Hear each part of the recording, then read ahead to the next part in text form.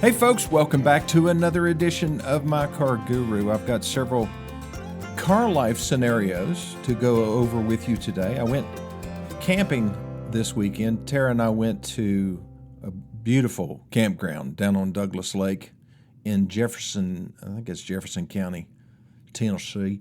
And it's just an example of somebody who decides, okay, I'm going to build a campground that people are going to brag about, and they're going to want to come back because it's so perfect. I don't know what Disneyland is like or Disney World is like now, but when I went, it was spotless. You know, if you saw somebody drop something on the ground, and within seconds, somebody would be there to pick it up and scoop it up and put it in the garbage can for you.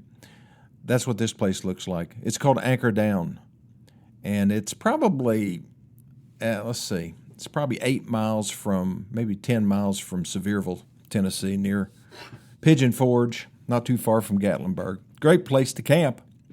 If you can get in, I've actually made reservations 2 years in advance there before, so pretty popular place. But every time I go, Tara and I walk around the place. That's my wife.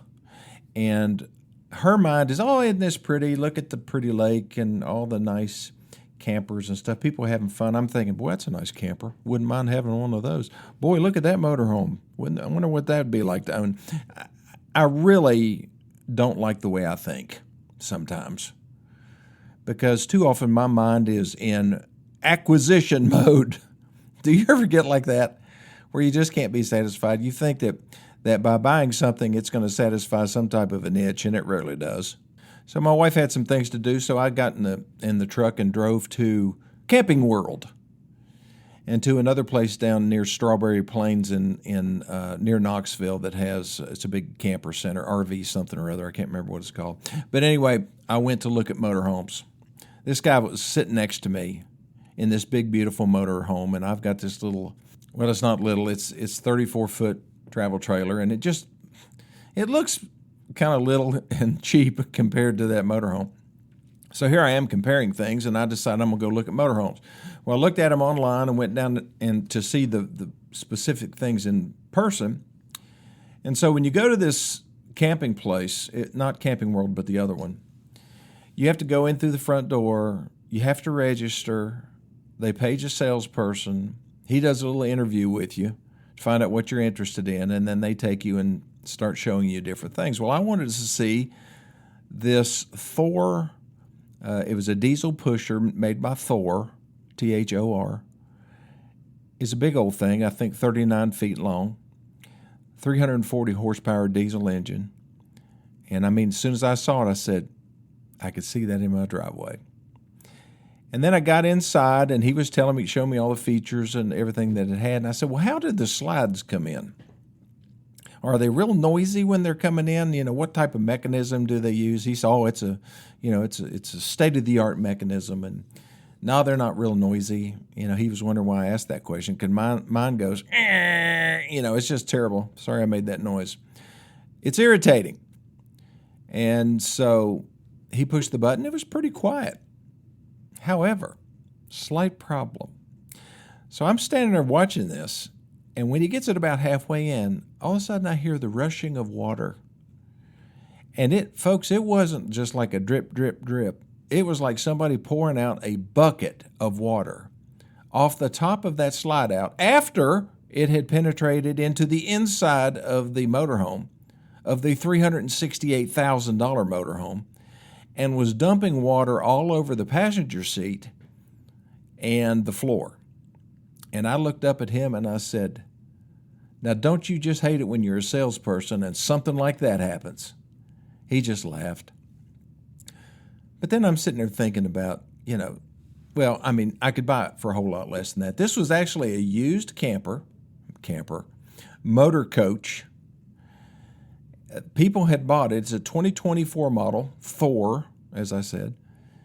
And they had bought it and driven it to East Tennessee and a little bit more and said, we don't want this thing. It had 3,000 miles on it, 2024 model. And they were asking online, I think, $239, something like that, which is, I'm not doing that.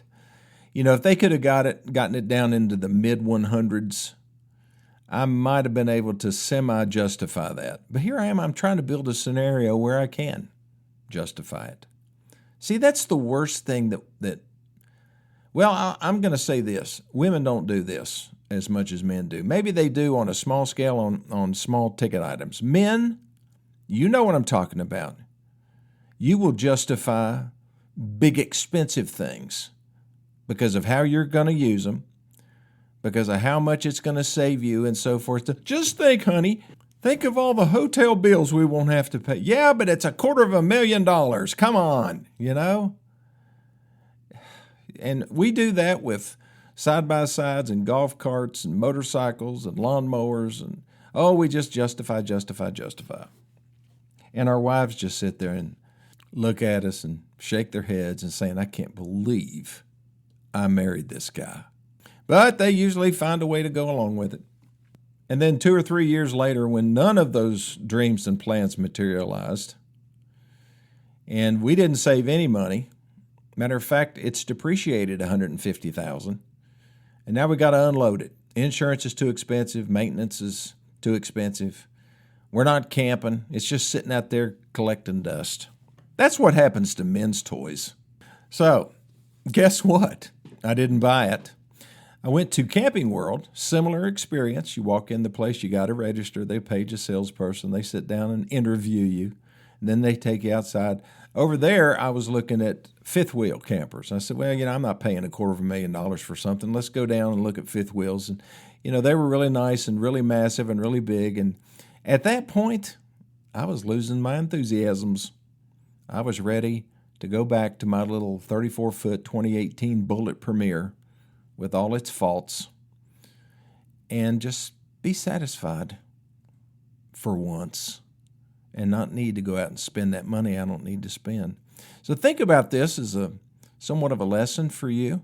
Just think how much more money you'll have and how much less frustration you'll have. And chasing after that one thing that you think, if we get this, I'll be set for life. No, you won't. I'll be back in just a minute.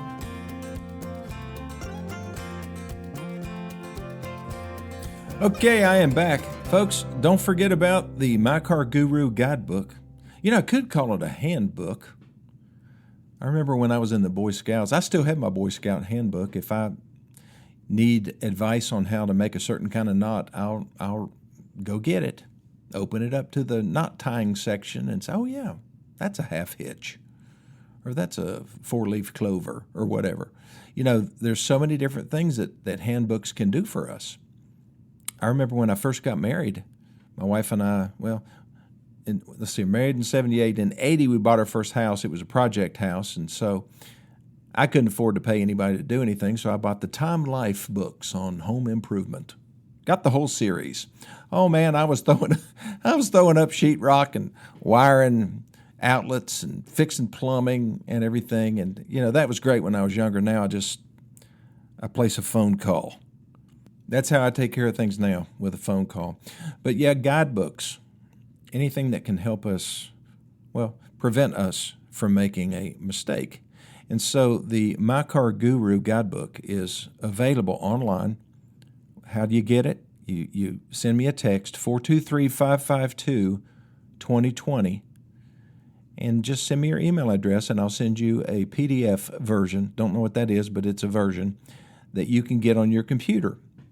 And you can read it, and you can print it out and roll it up, put it in your glove box. Read it first, though, especially if you're getting ready to buy a new car or a used car, or going into a finance office, dealing with a service advisor repair situation. You think you own a lemon.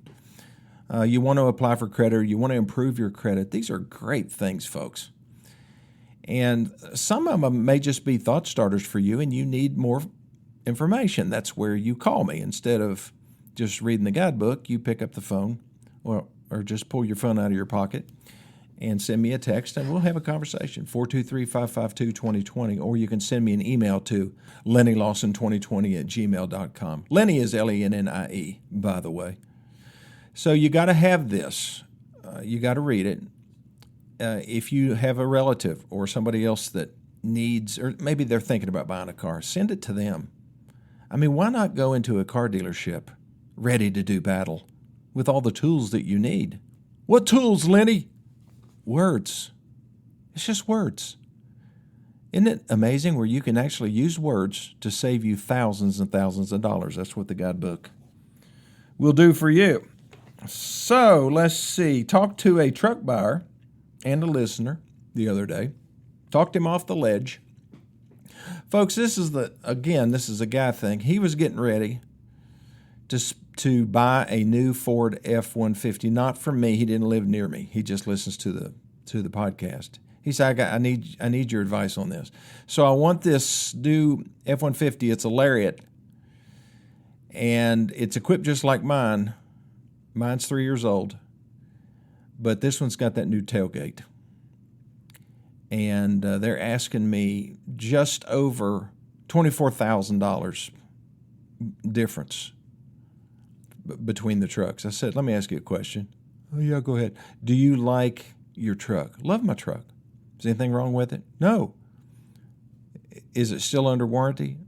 No, the warranty's out, but I bought an extended warranty.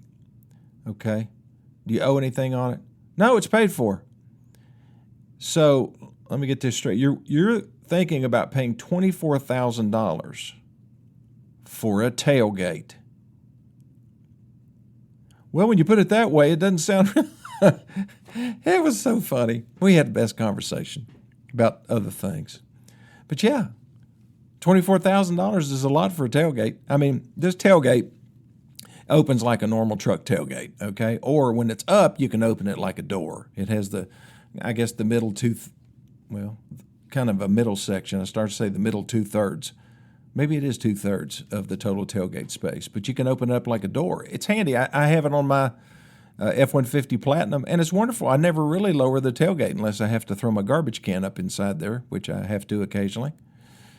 But no, I just use it. It's great for loading gas cans and stuff because I have a lot of mowing to do and four-wheelers and side-by-sides. You know, all that other stuff I bought that I didn't need either. But somehow I could justify it. You can't justify $24,000 for a tailgate. I don't care how you do it. I'd say most wives would push back on that one. Okay, another company is in the news, Scout.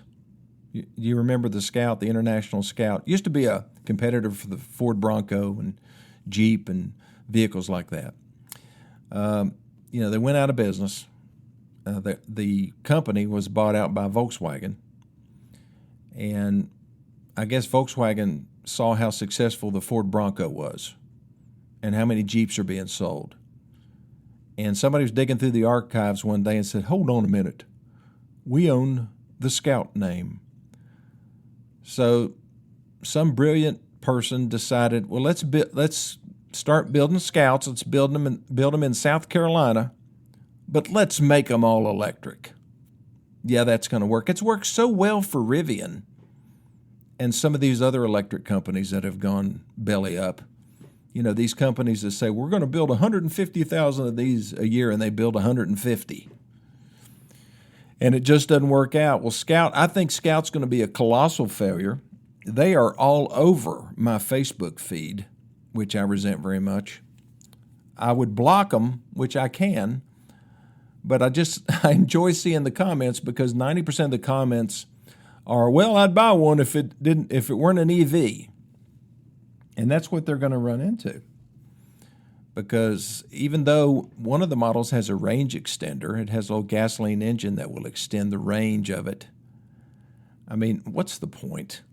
Just put a gas engine in it. I mean, Donald Trump's president. We don't need to worry about EV push, at least for another 3.5 years or however long, unless another Republican administration gets in there. And if they do, that's another 4 years or maybe 8 that we won't have to worry about EVs and having them crammed down our throats. I drove an EV to lunch today. I went to Chick-fil-A and drove the Nissan Aria. And it's fantastic. It drives so good. It's smooth. It rides good. It's about the size of a Ford Edge or, maybe a Honda CR-V, something that size, kind of a smaller SUV, but it's got all kinds of room. Smooth power, just wonderful. Would I buy it? No, I'm not buying an EV. I don't recommend you buy one either. But if your political persuasions make you lean that way, then okay, fine. If you live in a city and gas is expensive, if I lived in California and I didn't have too far to drive, I might consider an EV. Except for those times when Mr. Newsom decides to have rolling blackouts to conserve electricity because of droughts or floods or whatever thing that's going on out there happens. And then all of a sudden I've got a brick in my garage. I can't do anything with it. I can go sit in it, but I can't charge it. I can't go anywhere. So I'd have a backup gas engine vehicle. That's what I would do. Volkswagen has failed already with their new van, their new little retro-styled minivan or bus or whatever you want to call it. People were paying window sticker for them or over window sticker when they first came out, but that died real quickly because the range isn't good. It's a real quirky kind of a vehicle. You look at the instrument panel and you have to have a translator to help figure out how everything works. No, they're not selling. You can get a really good buy on them right now, just like you could on this Aria. Again, lease it. For goodness sake, if you're getting an EV, don't buy it, lease it. Let the people who made it eat it when you're done with it. But yeah, if you get some type of an invitation on Facebook or whatever for the all-new Scout, that's what it is. It's Volkswagen trying to get into the SUV business to compete with the Ford Bronco and the Jeep Wrangler, of which both of those competitors have gas engines. Even Wrangler, Jeep, is scaling back their plans to have an EV version of the Jeep. Jeep buyers, they don't care about electric vehicles. All they care about is having a bunch of ducks lined up on their dashboard. That's it. They want to drive around with the doors off and have a bunch of ducks lined up on their dashboard. Have you noticed? This is what they do. I was in Pigeon Forge, and I already said that, this weekend. And there was some type of a Jeep thing had gone on, I guess maybe Friday and Saturday or whatever. My gosh, I've never seen so many plastic ducks in my life. Some of them were stacked so high you could barely see out the windshield. So I don't know what the deal is. I know it's some type of love fest going on between Jeep owners. Oh, there's a pretty Jeep. Let's go put a duck on their hood. That's okay. If that's what you want to do, if that's what makes you happy, then you go right ahead and do it. Just keep those ducks away from my Bronco. I'll be back in just a minute.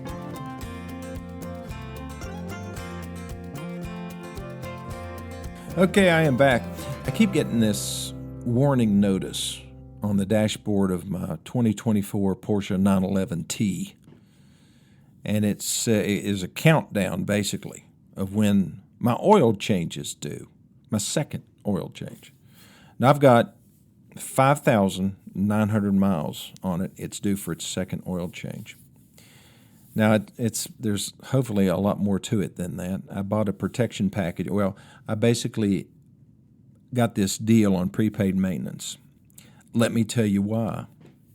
So if I were to take it back to the Porsche dealer and get the first 4 services done over whatever period of time that would be, it's usually once a year is when you're supposed to get those things serviced. And so if I had paid for those individually when I went in there, the total would have been $7,500. I know. Isn't that ridiculous? It's another one of those guy things. So what I decided to do, they had a special deal on prepaid maintenance. So my salesperson called me. I said, "Hey, Lenny, you want to save some money?" And I said, "I sure do." Because you normally don't get a call from a Porsche dealer, and that's one of their first lines. "You want to save money?" So I said, how are you going to save me money? And he said, "Well, I'm going to sell you a prepaid maintenance package that will cut your maintenance cost in half for the first 4 oil changes." At that point, I didn't know what it was going to cost to begin with. Well, he enlightened me, and I was shocked. And I said, so the package is like $37.50? And he said, yes. I said, sold. Here's my credit card number. Now, you got to ask, well, Lenny, why are you willing to do that? I mean, you could buy a Toyota Camry, and it would cost you, well, maybe $200-$300 for the first 4 oil changes and tire rotations. I don't want a Toyota Camry. I mean, we buy what we want. We got to be willing to pay up when the time comes. And you need to be aware of those extra costs that you're going to face when you buy a car, especially if you buy like something that requires, has a high compression engine. You got to put premium fuel in it all the time. You take it into the oil change. It's, typical oil change is maybe at less than $100, and you got to pay $500 or $600, or in the case of a Porsche, $2,500.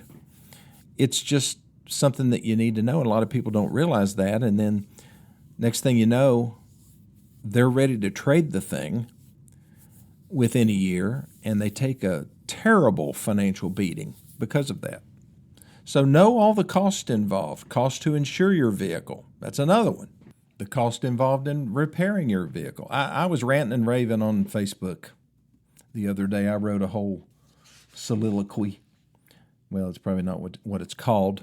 It was an essay, let's call it that, about why can't we just start simplifying cars so that they're more affordable? Why do they have to have all these infotainment stuff in them? I understand the safety devices. I mean, I'm a big fan of airbags and anti-lock brakes. I like fuel injection. I like a lot of this stuff, but there's so much of it. Just think how cheaply a car could be made if it didn't have a lot of that tech.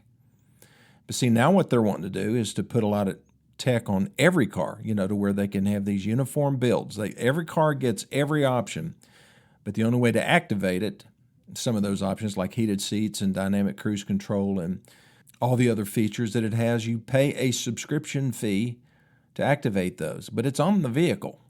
You just have to pay to use it.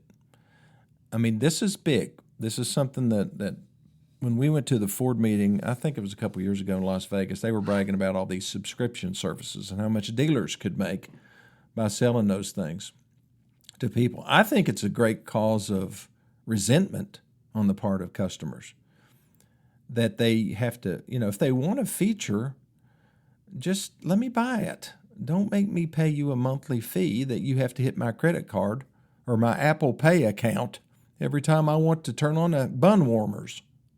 But yeah, I'm all about simplification. But if it's not going to be simplified, then by golly, I'm going to educate you on how to navigate some of this stuff through these podcasts, this radio program, and through the My Car Guru guidebook, so that if you're going to have to pay for some of this stuff, you might as well get it as cheaply as you can. Problem is, you can't negotiate with the manufacturer. You can negotiate with the dealer. But if you're buying a Scout or a Tesla or something like that, there's no negotiation. You pay full retail. Unless they have some kind of a special offer, you're paying window sticker. Personally, I don't like to pay retail for anything. I like to negotiate. And you can negotiate successfully too if you just remember this phrase. Is that the best you can do? And most of the time, you'll get a price reduction. And that advice is totally free. And you won't beat that price anyway. Well, thanks for listening to this edition of My Car Guru. Send me a text, 423-552-2024, the My Car Guru Guidebook, and I'll see you next time.